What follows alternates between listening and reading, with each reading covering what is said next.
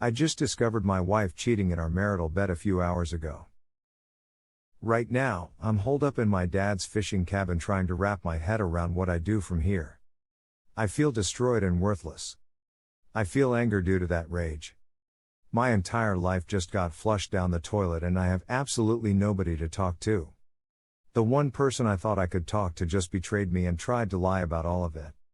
I just scared the hell out of 3 people, one of which was me. If the cops aren't looking for me right now, I'm lucky. If they are, I'll deal with that when I'm forced to. I work in construction, demolition to be specific. The crew I work with travels often, and I had been gone 10 days out of the 14 I was supposed to be gone. Due to rain and the forecast, I decided to catch a plane back home until I was certain we could work again. The flight I took didn't get in until midnight. I wanted to surprise my wife, so I didn't let her know I was coming. I drove the 45 minutes from the airport to our house. 8 years ago, my wife found some beautiful acreage far from any other homes through her job in real estate. 2 years later I was finished building our house, which we have loved ever since. We have a 4-car garage, so any cars parked in front is unusual.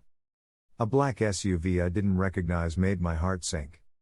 I instantly knew. I hadn't sensed any troubles with our marriage. We hadn't had any fights, our sex life was great and frequent. But I knew somehow right then and there what I'd find once I went in. If the car had belonged to a relative of hers who was visiting, she would have let me know. Part of me hoped it belonged to a female coworker who had a little too much wine during a visit and needed to sleep it off. But that would have been highly out of the ordinary. I sat outside the house for at least 15 minutes thinking things through. But I parked my car about 6 inches from the driver's side of the SUV, which was parked beside a retaining wall. Whomever it belonged to wouldn't be entering their car to leave without my say or breaking out a front or back window. I cut off my car and entered through the back door via the deck. I have a concealed carry weapon permit for a gun. I had put on my holster before getting into my car at the airport and driving home. I wasn't afraid for my life. But I was afraid of losing my temper and taking the life of someone else. Walking into my house, everything was quiet. At first, I didn't think anyone was home. But with a finished meal for 2 on the table and a sink full of dishes, I knew something was up. I calmly walked down the hall to our bedroom and slowly turned the knob. I pushed the door open but didn't hear any commotion or movement at all. The room was pitch black dark. I walked over and turned the light on in the bathroom. When I turned around, there was my wife completely naked laying on top of some naked guy I'd never seen in my life. I was crushed. It felt like someone had just laid a 100-pound boulder on my chest. I felt tears well up in my eyes. But I knew tears were pointless and would do nothing to help the situation. I pulled out my phone and began recording. I walked around the bed videoing the pile of flesh in front of me. It began to sink in that my marriage was over. I realized all of our property would be divided evenly even though I have been 100% faithful. I suddenly realized the house I built with my own bare hands would have to be sold when we divided assets in the divorce. Being physically betrayed felt worse than any pain I could have imagined. Knowing I was getting ready to be financially gutted too nearly made me lose my shit because it seemed so unfair. But I knew damn well I was done with her and would never touch her defiled body again.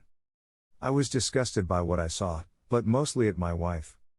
In my mind she had gone from sweet, devoted wife to alley crack whore in the span of 15 minutes. Neither moved at all. I was fairly certain they were both passed out drunk. Since the house was going to need to be sold, I suddenly didn't care about any damage to the house I'd worked so hard on. I pulled out my gun and just looked at both of them betraying me in my own bed.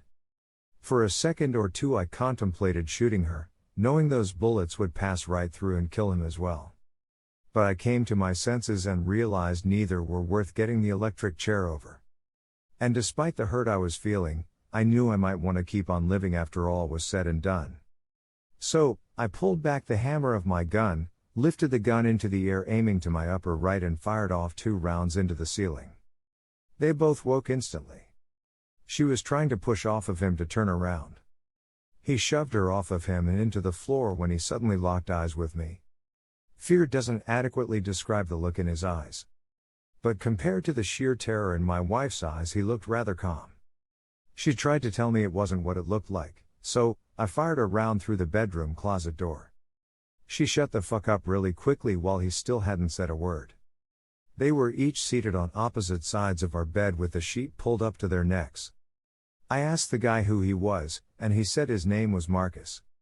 I asked my wife how they knew each other, and she explained he owned his own real estate company. Then I asked how long the cheating had been going on, because I had been totally clueless my wife was cheating. She had the audacity to claim that was the first and only time they had slept together. So, I fired 2 rounds into the bed's headboard between them.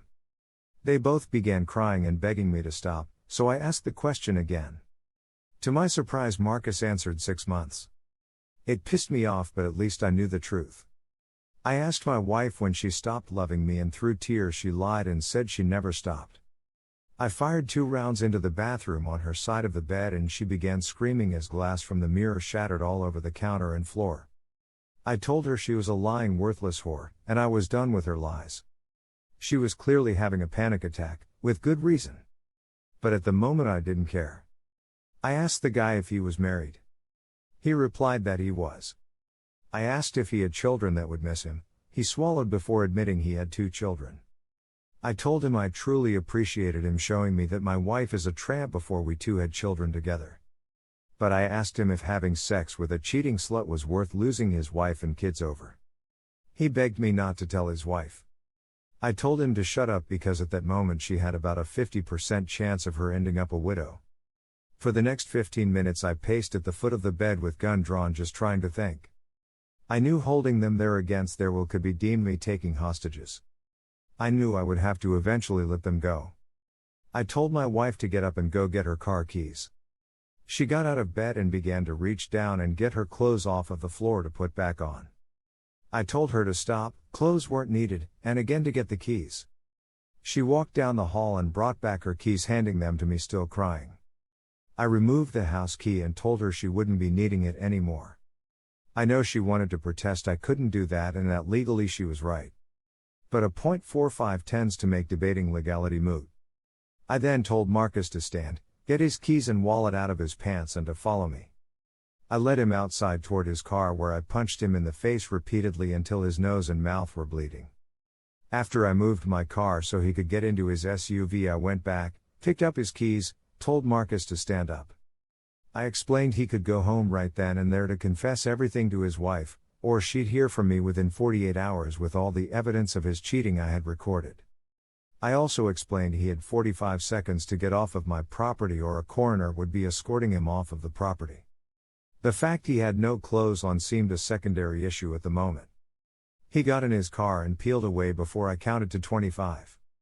I went back inside where my wife had put on a robe and was seated at the kitchen table. I went to the bedroom, picked up her cell phone and brought it to her in the kitchen. I asked if she wanted to call her parents, or her sister to pick her up. She refused. I even asked if she'd like to call the police. I think she anticipated us discussing things, to clear the air, so she said no. She began to try and explain, but I stopped her yapping and told her we were done forever as far as I was concerned. I explained our home was no longer her home and she needed to get in her car and drive anywhere that wasn't our house. I explained I no longer felt any love for her at all after what she'd done and there would be no second chances. She began to apologize, cry, and plead. 2 rounds fired into the double oven and 1 into the fridge brought blessed silence. Having your nearest neighbor over 2 miles away has its benefits. I explained to her at that moment I did not care if I lived or died and that she had totally destroyed me with her behavior. I also explained that all love I ever had for her turned to hate the minute I saw she and Marcus naked together. If I could have Thanos snapped her from existence and my memory at that moment, I would have. I told her I was barely maintaining my composure with the feelings I had of loathing her. I said it would be best if she went to the garage, got in her car, and drove away forever. Through tears she went out in the garage, got in her car, and left. That was about 5 hours ago. Realizing I may have committed a crime or 2 with my reaction, I didn't want to deal with any cops that happened to show up. I turned off everything and locked the doors before going out and getting into my car again. My dad owns a fishing cabin he and his buddies use fairly often. I drove here and used the hidden spare key to let myself in. It was far too early to call anyone when I got here. I decided I needed a drink and I'm about a quarter way through a bottle of my father's Balvenie scotch. Dad is going to be pissed about that until I tell him what my wife did. Plus, I'm pretty certain it's the bottle I bought for his birthday last month. I really don't know what to do. I've read through posts here and other subs on Reddit looking for answers. But most seem to be people trying to figure out if their spouse is cheating. I already know the truth. Well, I know as much of the truth as I want to know. The reasons for infidelity all ring hollow. Other posts seem to be some strategies to get a cheater back. Why anyone would want to get back a cheating spouse is beyond me. But I want a divorce. I want it in my favor and as fast as I can get it. She doesn't have the option to pick me ever again.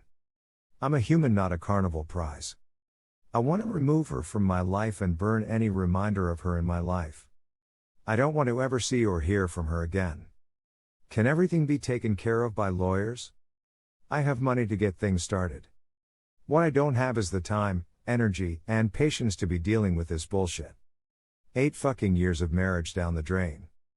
8 years that I now consider one huge lie because after what I just saw, how can I accept anything she has ever said to me as truth? 8 years of my life wasted on an evil bitch fraud.